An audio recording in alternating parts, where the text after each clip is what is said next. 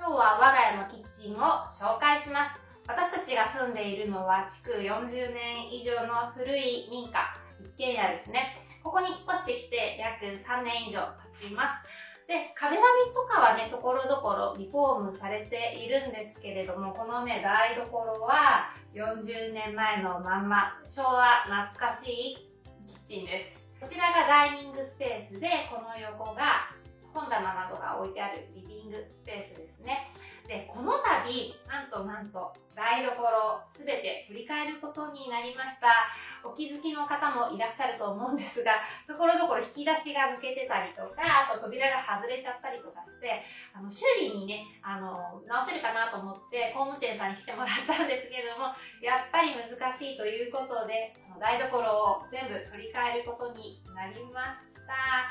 で、ここ賃貸なので、私がキッチンを決めれるわけではなく、大家さんが決めたものをそのまま取り替えという感じですね。なので今日は最後のキッチンツアーです。この台所のね。なのでしっかりと収めていきたいと思います。昭和懐かしいキッチンなので、ところどころね、結構使いにくいところがいっぱいあるんですけれども、私なりに工夫して使いやすいように整理収納してきたところもありますので、そこをね、紹介できればいいかなと思います。で、あとはですね、キッチングッズですね。今までこれ何使っているのとかたくさん質問いただいたので、そのあたりもね、少し紹介できたらいいかなと思います。では、早速いきましょう。我が家は台所の前にダイニングがあります。で、このダイニングがだいたいね、160センチぐらいです。ここに7人なので、結構手狭になってきました。このダイニングだいぶ使っているので、傷とか汚れがすごいです。でもまだ子供たちが小さいのでね、しばらく買い替える予定はまだありません。で、このダイニングなんだけど、この足をね、外して、実は付け替えて、ちょっと DIY してます。この子供たちが座ってるベンチは DIY して作りました。最近は対面型のキッチンが多いと思うんですけれども、この台所の前にダイニングってすごく便利で、作ったご飯をすぐテーブルの上に乗せれたりとか、食べたものをね、すぐ片付けられたりということで、結構気に入ってます。前のね、家はね、対面型のキッチンだったんだけど、ご飯を運ぶのがすごく大変だったので、すごく楽だなっていう、この形がね。あとは、常にね、ご飯を作ってたら、子供たちがそばにいるので、子供たちの雰囲気を感じながら、料理ができるので、全然孤独ではないです。あと、すぐね、お手伝いしてみようかなとか、すぐね、気になったら来てくれるので、いいかなと思っています。で、まずここからなんですけども、ここに IKEA のね、棚を置いてます。で、この上にアレクサがあって、これモニター付きのアレクサで、写真をね、表示させたりして、子供たちと見てたり、我が家はテレビを置いてないので、ここで YouTube を見たり、ちょっとしたビデオを見たりしてますね、子供たちがね。で、ここの中は、レシピ本とかを置いたり、あとは文房具を置いてます。で、この下に子供たちが使う折り紙とか、ハサミとか、で、この横には、子供たちの水筒ですね、水筒。水筒と、あとは、ミキサーなんかを置いてます。ここに越してきた時にもともとついていた棚で、ここに調味料なんかをしまっています。砂糖とか塩、小麦粉、あとこの辺乾物か。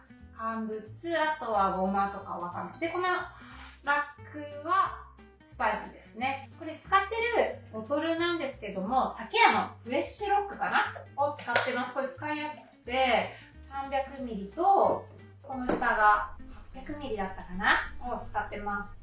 調理中でもさっと手を伸ばして取れる調味料ラックはとても便利。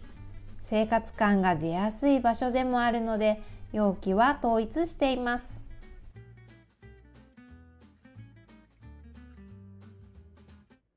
そしてキッチンの広さはこんな感じなんですが、どうでしょう。私は結構広いと思うのですが、結構海外の方から小さい台所だねとコメントが入ることが多いです。コンロは2口コンロですね、使っています。3口ぐらいね、あると嬉しいのですが、フル活用して2口で頑張って料理を作っています。この水道なんですけれども、実はここ2層式になってます。ここがメインのタンクで、ここにサブのタンクがね、もう一つあるんですが、ちょっと古くて、ここね、もう何度か直してもらったんだけど、詰まってて、今は、食器置き、洗い受けにしてます。これをニトリでね、これ買って、ここに網を置いて、ここに洗った食器を入れるという感じでやってます。で、ここに後付けの食洗機を置いています。で、これ2層式なので水道が2つあるので、1つの水道を食洗機に引っ張っています。で、食洗機は、これは前の家で使っていたパナソニックのものですね。使っています。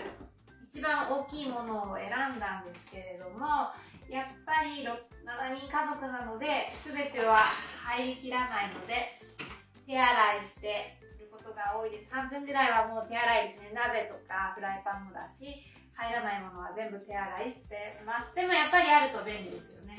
冷蔵庫は結婚してからずっと使ってるので、もうそろそろ11年、12年。なので、そろそろ寿命を迎えるかもしれません。ここに娘が、私が仕事行く前に手紙を書いてくれて、その手紙が可愛かったので、手紙飾ってます。あとは、肩たたき券とか、お皿洗い券とかをもらったのでね、子供たちが作ってくれたものを貼ってます。ここはもともと勝手口だったんですけれども、すごく使い勝手が悪かったので、DIY して床に床を張って、で今は電子レンジとか食器とかオーブンを置いています。この棚もね、全部主人と一緒に DIY しました。電子レンジの横のこのトタンボックスにはお米をしまっています。このカゴには子供たちのおやつが入ってます。我が家は食器棚という立派なものはなくて、無印良品の収納の上に板ですね。板を置いて、その上に電子レンジなんかを置いています。なのでここに食器がね、入っています。こんな感じで食器を収納しています。でももう食器の量が増えてきたので、パンパンです。入りきりません。これいつも使ってるお皿ね。ここに入れてます。オーブンレンジは東芝の石窯ドームを使ってます。でこれね、2段オーブンが使えるので、すごく便利。いっぱい一度に開けて、しかも、上も下も同じぐらいの火力で焼けるので、とってもいいです。パンを焼いたりするのにもおすすめの機種ですね。我が家のオーブンレンジです。トースターはアラジンのトースターを使っています。何より加熱がね、早いのはすごくいいです。で、我が家はここでパンを焼くこともあるんですが、やっぱり魚なんかを焼くことが多くて、これ付属のパンの上に魚を入れて、ここでいつも魚を焼いています。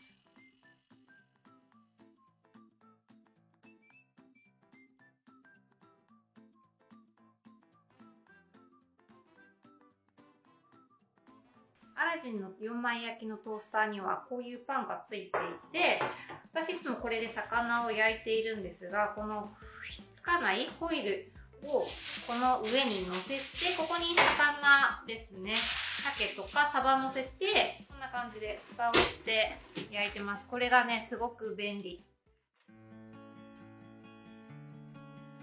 ここ残念ながら引き出しが壊れて何もありません。もともとはここカトラリーとか入れてました。この下はお弁当箱を入れています。いつもこれ入れてると思うんですけれども、これは相沢製作所のお弁当箱です。一応ね、中敷きもついてまして、中敷きとセットでこんな感じで使っています。今はこれ一つなんですけれども、高校生ぐらいになってよく食べるようになったら、これ2つ使ってご飯とおかずにしてもいいかななんて思っています。これは末っ子のお弁当箱。少し小さめサイズです。幼稚園生ぐらいのサイズかな。これも同じ相沢製作所のものです。スープポットは 300ml のものを使っています。これ象印。スープを入れたりとか、あとは牛丼入れたりとか、お弁当の時に使ってますね。これ3色あって、小学生に1人1つ持たせています。ザーとはこんな感じのものに入れてます。これ楽天ルームに載せてます。かわいいですよね。この下はタッパーですね。メインはこのいわきのガラスのタッパーを使っています。電子レンジに入れたりとか、あとは透明なので何が入ってるか見やすくてすごく使いやすいです。次はキッチン下収納いきます。ここも外れてるです。扉がお気づきの方はいらっしゃると思うんですが、扉外れて壊れてしまいました。やっぱりもうね、直せないみたいです、これね。まずは一番右側から、ここに引き出しを入れていて、ここに洗剤などを入れています。でいつも拭き掃除に使っているのは、このセスキ炭酸ソーダ使っています。この粉のものをお水で割って、これでお掃除しています。床拭きとかに使っているのはこのセスキ炭酸ソーダだけですね。これで全て掃除してます。右側はビニール袋などを入れてます。そしてこちらは無印良品のボックスなんかを置いて収納しています。こう流しの下なので、こういうキッチンタオルとか、あとは揚げ物に使うバット、ラップ、あとはボウルの蓋とか、バットですね、置いてます。この調理台の一番下はやっぱり一番使うので壊れてしまいました。で、ここなんですけれども、無印のボックスを入れてます。これがね、すごく便利。あ、すごい。汚い。ここに乾物なんかを入れてます。でもどうしてもこれ透明だと恥ずかしいので、目隠しの白いシートを貼って外から何が入ってるのかわからないようにしてます。包丁入れがないので、無印のボックスに包丁などをここに入れてます。いつも使っているボウルはいわきのものですね。これが1、2、3、4、5枚セットかな、ここに入ってます。でこの奥にはうどんとか茹でた時に使うざるを入れてます。大きめサイズ27センチのビッグサイズのざるを入れてます。いつも使っているこのざるは主人が独身の頃から使ってるざるを今ももううん十年と愛用してます。次はこちら、ここは調味料を入れてます。無印のケースの上にこのファイルボックスを置いて引き出し収納ができるようにしています。よく使う油とか醤油、みりんなどお酢を入れてます。この下は乾物、粉類が多めですね。ちょっと汚いのでここはこの辺にしておきます。コンロの下は鍋とフライパンを収納してます。フライパンと鍋が増えすぎて収納しきれないのが悩みです。無印のファイルボックスを横にして鍋とフライパンを収納してます。これがすごく使いやすくて気に入っています。でもここにね、収まらないフライパンたちがいっぱいあります。コンロの下に入らなかったフライパンたちは上にあります。どうにかね、収納したいんですけれども、今のキッチンだとなかなか全て入りきりません。そしていつも使っているお鍋、ご飯炊きのお鍋は宮崎製作所のものです。朝炊いたご飯が今入ってます。うちは炊飯器がないので、このお鍋で炊いています。窓側には菜箸とかお玉とか大さじ小さじなんかのツールを置いています。これが無印良品かな。で、この2つは楽天で購入しました。楽天ルームに載せてます。陶器なので安定性があって使いやすいです。キッチンツアーいかがでしたでしょうか。古いけれどお気に入りのキッチンでした。この後キッチンの交換が入るので、このキッチン下を全部出して工事に備えたいと思います。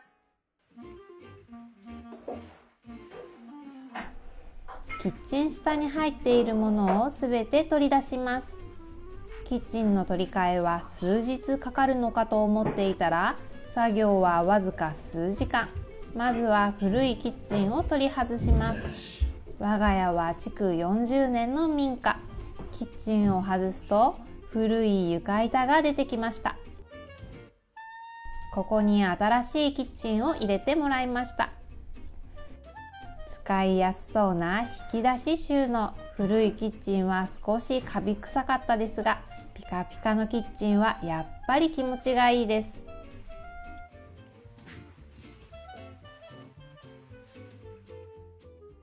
キッチンが新しくなりました。すごく気分がいいです。新しいと。すごくね、流しが広くて、作業スペースも広くなりました。憧れの引き出し収納。ここには調味料を入れていきます。今までバラバラに収納していた調味料が1箇所に収まりました。一番上の引き出し収納には普段よく使うカトラリーを収納していきます。ガスコンロの収納は壊れていなかったので取り替えてはもらえませんでした。でも収納スペースに余裕ができたおかげでゆとりを持って鍋などをすべて収納できるようになりました。やっぱり収納にゆとりは大切です。作業台の下のスペース。ここには普段よく使う乾物を入れている引き出し収納。その隣にはファイルボックスを2つ並べてフライパンを立てて収納します。上の空いたスペースにボウルを収納しました。真ん中の引き出し収納には子どもたちのお弁当グッズを収納します。流し台の下にはタッパーやトレイ、ラップやアルミホイルなどを収納します。ここにはゴミ袋やビニール袋、洗剤などが入った収納ボックス、キッチンペーパーに炭酸水を作るソーダストリーム。今まで置き場所がなかった包丁も収納できるようになりました。今まで入りきっていなかった鍋やフライパンもすべて収納することができました。おかげで作業スペースも増え、料理もしやすそうです。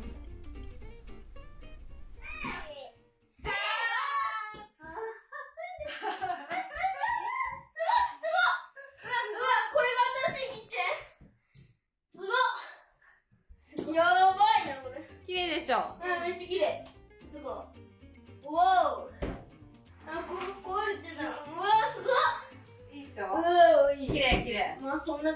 キッチンツアーはいかがでしたでしょうか。キッチンが新しくなって心機一転、またご飯作りも頑張れそうです。また次の動画でお会いしましょう。またねー。ひらり家のご飯公式 LINE からパラパラチャーハンの作り方など無料動画を3本プレゼントしています。詳しくは概要欄をチェックしてね。また次の動画でお会いしましょう。